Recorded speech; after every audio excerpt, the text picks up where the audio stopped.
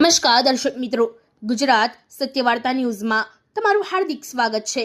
હું છું મંશ્રી શેરબાનુ।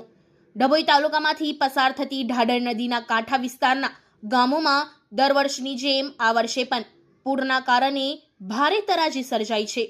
દેવડેમમાંથી પાણી છોડતા ઢાઢર નદી બે કાંઠે વહેવા લાગી હતી, જેના કારણે નદી કિનારે આવેલા આશરે 10 જેટલા ગામોમાં પૂરના પાણી ઘૂસી ગયા હતા।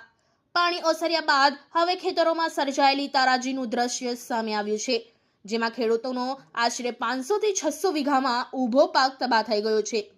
સ્થાનિક ખેડૂતોનો આક્ષેપ છે કે છેલ્લા 3 વર્ષથી ડેમમાં તંત્ર દ્વારા પૂર્વ સૂચના કે યોગ્ય જાણ કર્યા વગર જ અચાનક પાણી છોડી દેવામાં આવે છે। પૂર્વ જાણકારીના અભાવે નીચાણવાળા વિસ્તારના ખેડૂતો પોતાના પાકને બચાવવાનો સમય પણ મેળવી શકતા નથી। તંત્રની આ લાપરવાહીના કારણે દર વર્ષે ખેડૂતોને આર્થિક પાયમાલી ભોગવવાનો વારો આવે છે। કયા કયા પાકને થયું ભારે નુકસાન? પૂરના પાણીમાં ખેતરોમાં ફરી વળતા ખેડૂતોની મહિનાઓની મહેનત પર પાણી ફરી વળ્યું છે। મુખ્ય પાકો મરચી, કપાસ અને વિવિધ શાકભાજીના પાકને સૌથી વધુ નુકસાન થયું છે।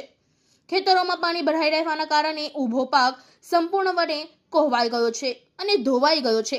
ડભોઈ તાલુકાના 10 થી વધુ ગામોમાં ખેડૂતો પાયમાલ થયા છે।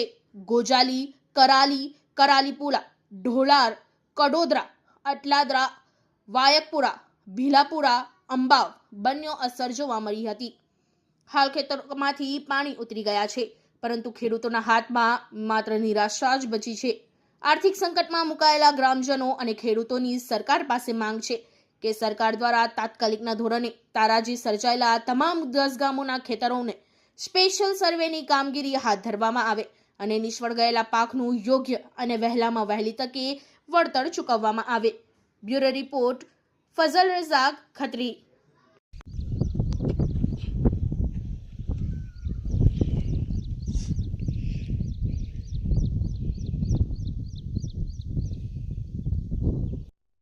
શું તકલીફો છે?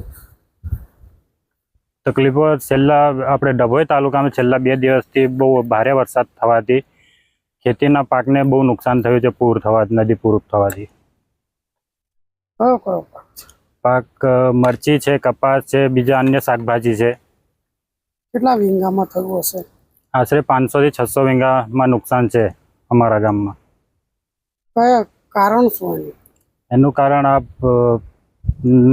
નદીમાં પાણી છોડવાથી ભારે નુકસાન થયું છે। કઈ નદી પસાર થાય છે? દેવ નદી અને ઢાઢર નદી, બે નદીઓ વચ્ચે ગામ છે। કેટલું હશે? આશરે કેટલા વીઘા હશે અને કેટલું નુકસાન હશે? આશરે નુકસાન 500 થી 600 વીઘા છે નુકસાન થયું છે। હવે શું માંગ છે તમારી? અમારી સરકારશ્રીને માંગ છે કે સર્વે કરાવે અને વળતર ચૂકવે આનું। શું તકલીફો?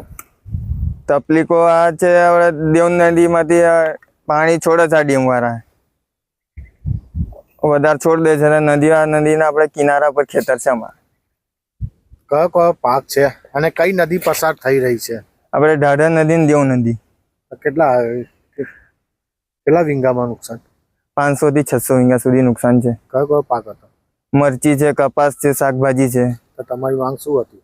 અમારી માંગ આ જ છે કે આપણે સરકારને વહેલી તકે આ વળતર ચૂકવ્યા।